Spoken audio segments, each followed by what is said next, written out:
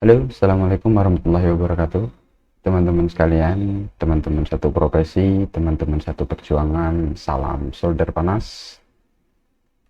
Jadi pada kesempatan kali ini kita akan membahas sebuah pembahasan, sekaligus saya akan memberikan cara dan tutor bagaimana cara mencabut sebuah IC dari papan PCB handphone itu agar tidak mengalami perubahan dari kadar lifetime atau keadaan yang sebelum kita lepas dari motherboardnya. Untuk percobaan kali ini kita akan membuka sebuah IC eMMC, yang mana IC ini akan kita gunakan kembali apabila IC eMMC ini masih memiliki kemungkinan bisa kita pergunakan kembali atau tidak. Kemudian saya akan memperlihatkan IC yang seperti apa, khususnya eMMC, itu yang masih bisa dipergunakan kembali dan yang sudah tidak layak pakai. Artinya, walaupun HP yang akan kita ganti itu rusak memori internalnya, kemudian kita tidak punya stok, kita akan melakukan yang namanya cabutan ya. Kita akan menggunakan IC cabutan, yang artinya IC itu masih layak digunakan, masih bisa dipergunakan dengan beberapa kriteria atau dengan beberapa syarat tertentu. Nanti sambil saya jelaskan, sambil kita coba praktek ya, supaya ilmu yang kita peroleh itu tidak hanya teori. Karena di dalam ilmu teknisi, ilmu teori itu hanya dibutuhkan sekitar 25-30%. Sisanya adalah analisa dan jam terbang seorang teknisi itu sendiri, atau skill seorang teknisi itu sendiri. Kali ini ada mesin HP Xiaomi 6A. Mesin ini masih hidup atau menyala, dan kemungkinan besar IC internalnya masih sehat atau masih berfungsi dengan baik. Kita akan coba lepas, kemudian kita akan coba pergunakan IC ini untuk mengganti untuk device yang berbeda, yaitu saya akan coba nanti di HP Vivo Y12.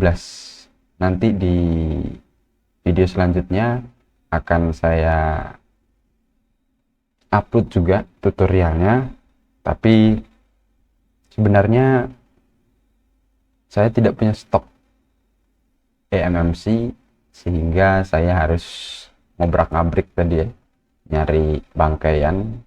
Kemudian alhamdulillah bisa ketemu. Ini MMC-nya seri KMGD ya. KMGD itu biasanya RAM 3, internal 32. Oke teman-teman sekalian, jadi langsung saja akan kita praktekkan cara mencongkel daripada IC eMMC supaya tetap sehat, supaya tetap bisa digunakan kembali setelah kita cabut dari motherboard aslinya. Oke. Baik, ini adalah tampilan mikroskop. Kita akan lihat bagaimana tata cara pencabutan IC ini. Yang pertama kita letakkan pada penjepit dulu ya, supaya tidak lari-lari di saat nanti IC-nya kita cungkil. Kita jepit dengan kuat seperti ini. Oke,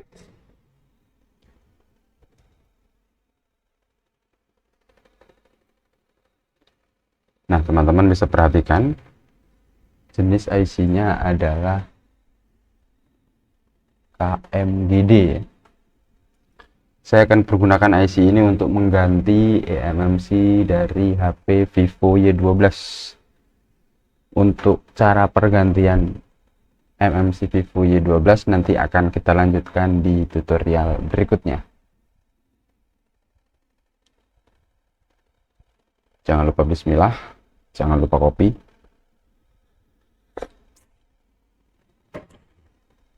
Kali ini saya menggunakan blower Wick 2008 original ya. Di sini saya menggunakan angin 50 dengan panas 380. Langkah awal kita kasih fluk ya, karena IC ini akan kita pergunakan kembali. Jadi kalau tidak diberi fluk maka bisa besar kemungkinan lifetime-nya akan bertambah. Jadi kita gunakan fluk semaksimal mungkin agar fluknya ini melindungi daripada IC-nya. Kita gunakan pinset. Kemudian setelah panas blower standby, kita akan langsung arahkan ke IC-nya. Tapi dengan syarat blower ini harus merata panasnya, tidak boleh stuck atau diam di satu titik saja. Karena kalau dia diam di satu titik, maka dipastikan IC eMMC ini bisa pecah atau melepuh, atau bahkan nanti mati atau tidak bisa detect lagi.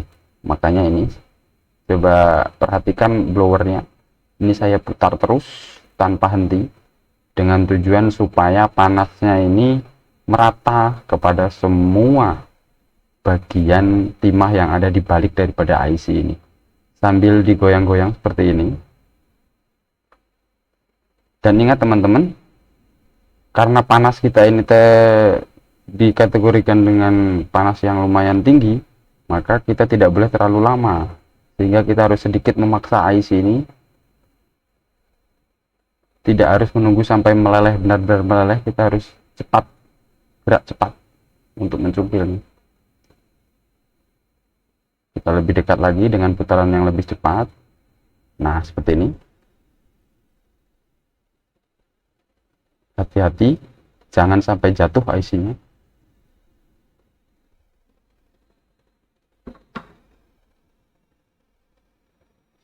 Setelah itu kita akan bersihkan terlebih dahulu kaki daripada IC ini dengan solder. Karena saya menggunakan IC friend, maka tidak perlu dicetak ulang ya.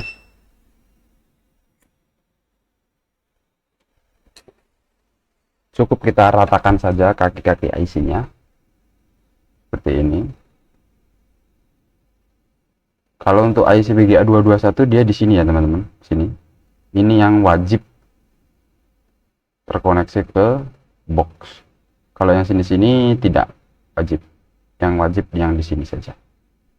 Setelah bersih, kita ratakan menggunakan solder wick. Solder wick ya, agar merata tingginya, sama tinggi seperti ini.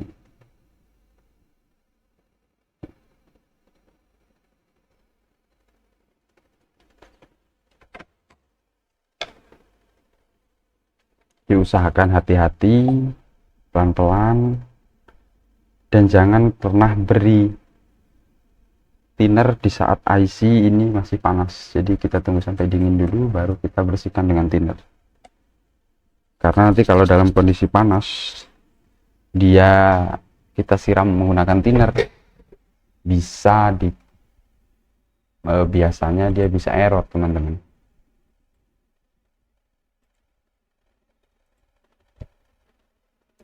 Kita akan coba masukkan box terlebih dahulu. Kali ini saya menggunakan isi jetak ya teman-teman. Kebetulan saya punya hanya isi jetak. Dulu pernah punya Yupi tapi udah saya jual. Kali ini saya hanya punya IC jetak dan soketnya kita menggunakan IC friend ya teman-teman. PGA 221 di sini ya. Kita cambut. kita cari BGA221 ini di sini. Kemudian kita akan buka si cetak plusnya.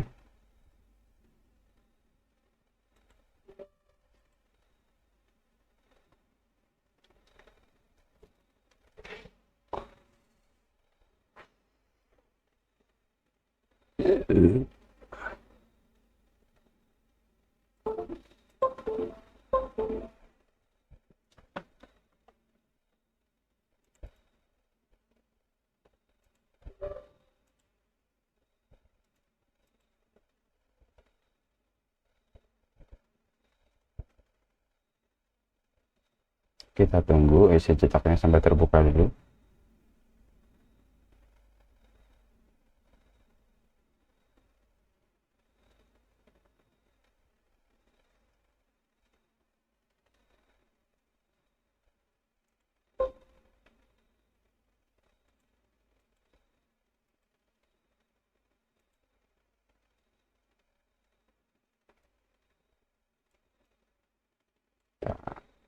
Terjadi.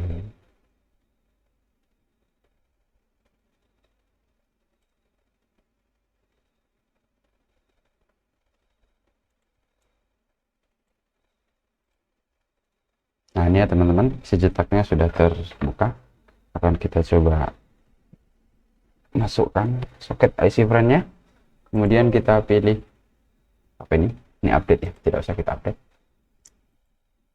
Kita pilih di interface-nya dulu, kita gunakan IC cetak 2 atau socket ya.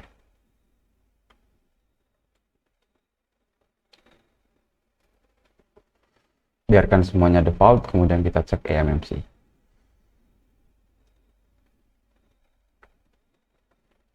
Coba kita read partisi dan kita coba lihat isi firmware-nya.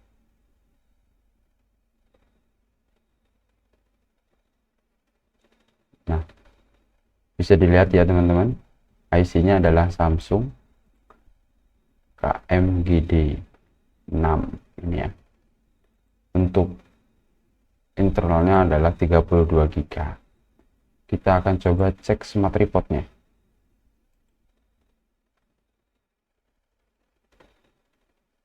Nah, di sini masih hijau ya teman-teman. Coba perhatikan di sini.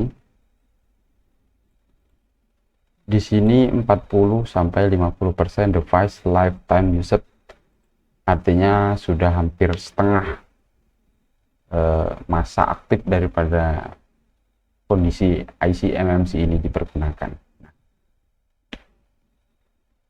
Kita akan lakukan yang namanya update firmware daripada IC eMMC ini. Caranya adalah kita tutup, kemudian kita buka SJTech Classic Suite ya. Karena di SJTech Plus ini tidak bisa, jadi kita gunakan SJTech Classic Suite ya teman-teman. Tunggu sampai terbuka.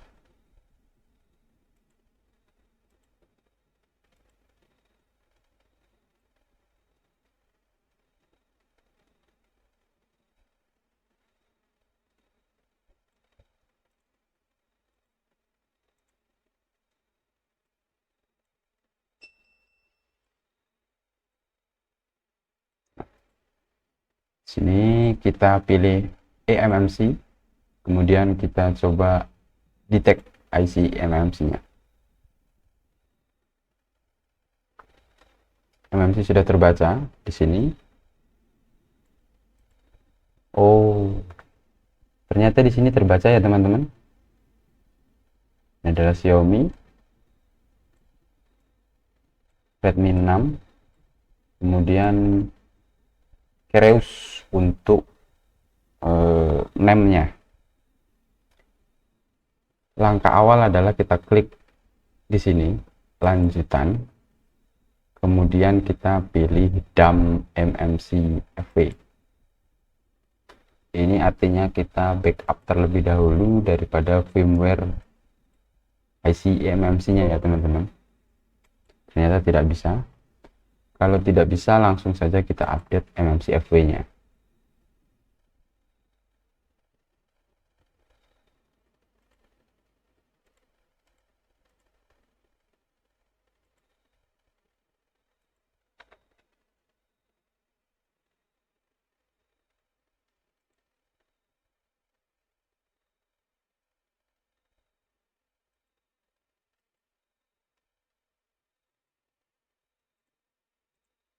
Ini ya teman-teman, kita update MMC FW. Kemudian di sini tidak ada pilihan, kita pilih yang advance mode. Kemudian override firmware, kemudian kita klik sini, kemudian kita cari di program C, karena dia tidak otomatis ya.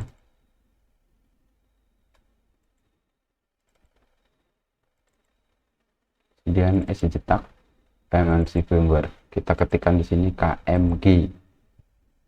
Ini sesuaikan, sini adalah KMGD 600 6000 BM. Ini ya, KMGD 61 ya. Ini enggak ada ya.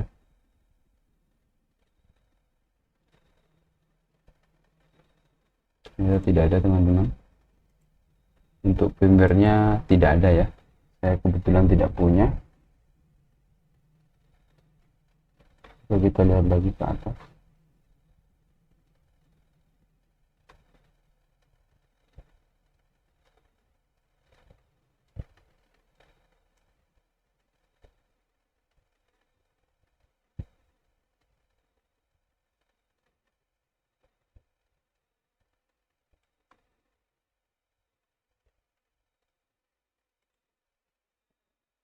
Kita kecilkan untuk voltage-nya, untuk bus width-nya.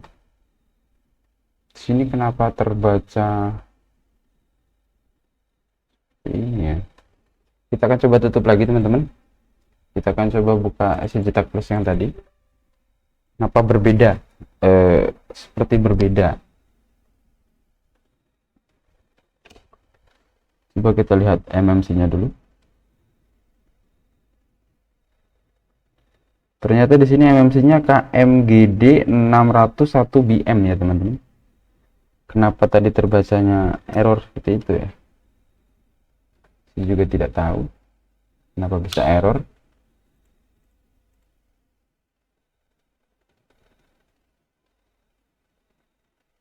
Di sini juga kebacanya seperti ini ya teman-teman. Coba kita tutup,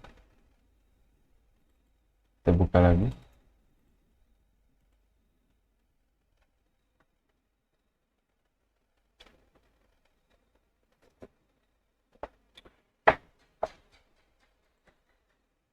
Klik MMC, kemudian kita klik detect.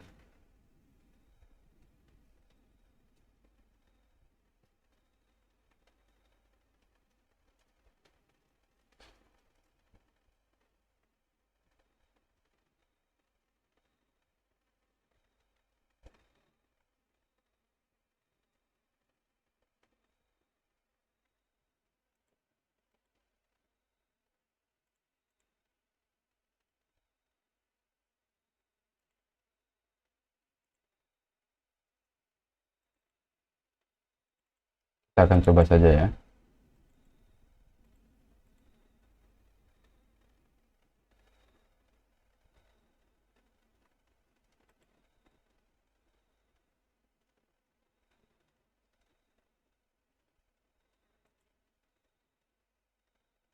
B421.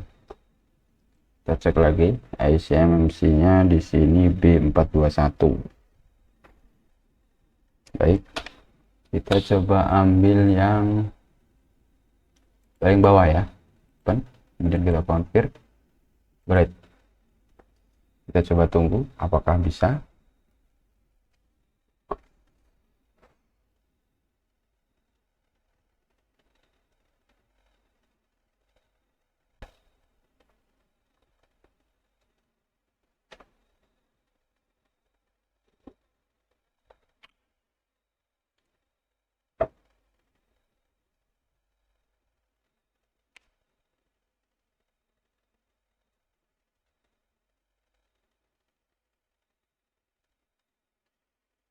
Ternyata tidak bisa ya teman-teman. Saya pun tidak begitu paham isi JTAG ini, sepertinya ada bug yang dari kemarin saya coba update FFU itu tidak bisa. KMGX juga seperti itu, KMGD ini seperti ini juga. Saya tidak tahu apa ini memang bug daripada PC JTAG atau gimana, atau mungkin ada trik lain untuk update FFU daripada KMGD ini sendiri.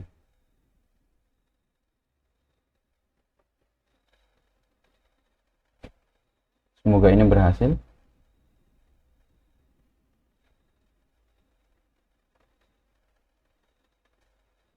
Nah, ini bisa ya teman-teman. Ternyata kita salah ambil daripada firmware eMMC-nya ya teman-teman.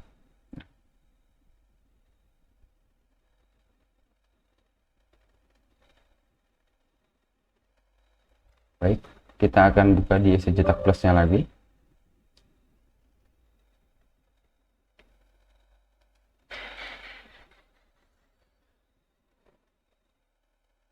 Apalagi kalau dia BGA 254, isi JTAG ini kayaknya masih ngebug ya. Banyak update FFU yang tidak sukses. Saya sering mengalami itu, kemudian saya gunakan UVBox baru bisa hidup kembali daripada IC eMMC-nya.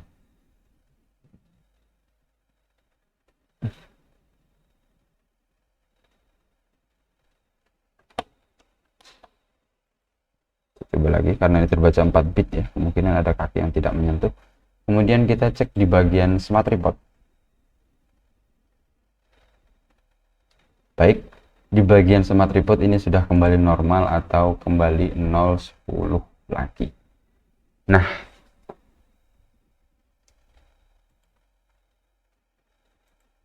jadi teman-teman sekalian,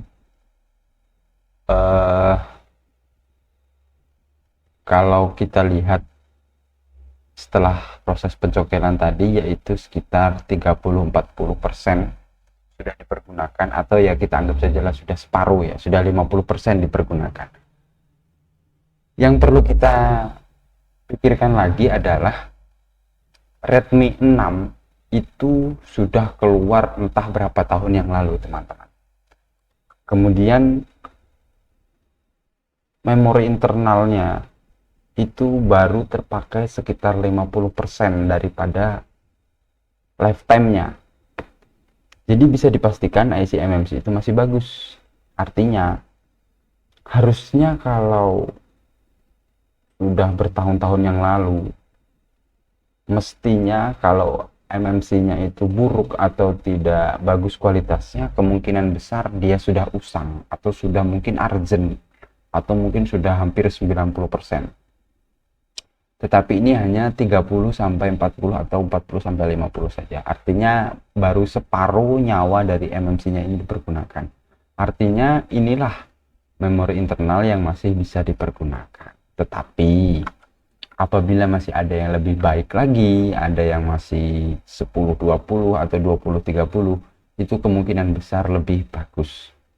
Tetapi karena persentase ini sebenarnya tidak menentukan berapa lama IC eMMC itu bisa bertahan. Dia hanya bisa mengukur berapa kapasitas lifetime yang dipergunakan. Artinya seperti ini. Kalau kita pakai parfum, kita baru semprotkan, itu kemungkinan besar wanginya itu masih luar biasa. Tetapi setelah beberapa jam kita pakai, maka wanginya atau baunya akan berkurang. Nah, yang kita lakukan tadi itu, update FFU itu adalah menyemprotkan kembali parfum yang tadi sudah setengah tidak wangi. Nah, jadi kalau kita semprotkan ulang, maka IC eMMC-nya bisa pulih seperti sedia kala. Tetapi juga tidak menjamin berapa lama umur daripada IC eMMC ini. Apa saja yang mempengaruhi? Yang pertama adalah suhu. suhu blower yang akan kita gunakan di dalam pemasangan. Yang kedua adalah timah. Timah pasta yang kita gunakan hendaknya harus berada di bawah 138 derajat. Itu saran saya. Kenapa? Semakin keras timah yang kita gunakan, maka panas daripada blower itu semestinya harus meningkat. Karena kalau dia berada di bawah, maka timah yang kita gunakan tadi keras, kemungkinan besar itu akan lambat atau lama leleh daripada daripada timahnya. Jadi menurut saya lebih baik gunakan timah pasta yang low temperatur atau temperaturnya di bawah 138 derajat Celcius. Nah, jadi blowernya kita bisa menggunakan 270-280 derajat. Nah, jadi IC MMC-nya tidak terlalu terkontaminasi panas seperti itu. Karena IC MMC itu rawan dengan panas. Dia bisa korup, bisa error kalau terlalu panas. Jika teman-teman menggunakan pasta timahnya yang high temperaturnya, ya kalau kita pakai 270-280 dengan angin 40 atau 50, kemungkinan besar tidak akan meleleh timahnya. Jadi walaupun meleleh itu lama, jadi IC-nya sudah keburu error, sudah keburu korup. Jadi yang pertama adalah suhu blower ya kisaran 270 sampai 300. Anginnya ya bisa dikondisikan bisa 50 ke bawah. Kemudian jangan stuck di dalam kita memasang IC. Itu sangat tidak boleh kalau kita gunakan blower stuck atau diam. Kecuali preheater. Kalau preheater itu boleh diam karena dia panasnya merata. Sementara kalau blower dia corongnya hanya kecil. Jadi kalau kita stuck atau kita tembak satu titik saja, maka dia akan panasnya mengumpul di satu titik saja, tidak menyebar dan tidak merata panasnya. Jadi saran saya ya pertama adalah suhu blowernya harus kisaran 270 sampai 300 atau bolehlah lebih 330 lah maksimal. Kemudian gunakan timah yang low temperatur atau di bawah 138 derajat. Kemudian pencetakan IC juga itu menentukan ya. Jadi kalau IC-nya kita cetak kemudian hasil cetakannya tidak bagus, maka bisa menyebabkan bad connect atau kalau satunya panjang satunya pendek, maka ketika yang panjang ini sudah menyentuh PCB yang bawah, yang pendek ini kemungkinan besar menggantung atau tidak connect. Jadi diusahakan cetak kaki IC-nya harus benar-benar rata, harus benar-benar rapi. Oke, kemudian kita pasang secara presisi, kemudian kita diamkan sampai dingin, baru kita nyalakan. Dan jangan lupa kalaupun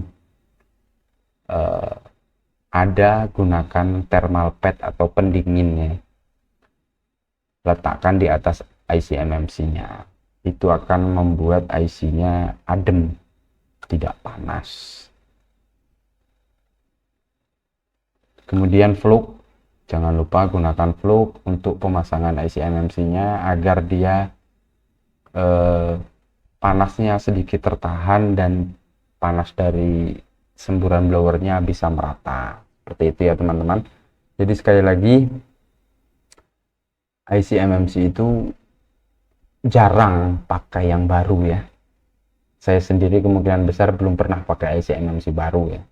Karena kalau saya lihat di marketplace Shopee waktu itu yang masih bisa akses toko luar negeri, kalau sekarang kan sudah nggak bisa ya. Paling pakai AliExpress dan lain sebagainya yang bisa mengakses toko-toko luar negeri. Saya pun nggak tahu kenapa Shopee sekarang tidak bisa akses toko-toko di luar negeri. Dulu itu pernah saya lihat Harganya luar biasa teman-teman kalau yang baru itu.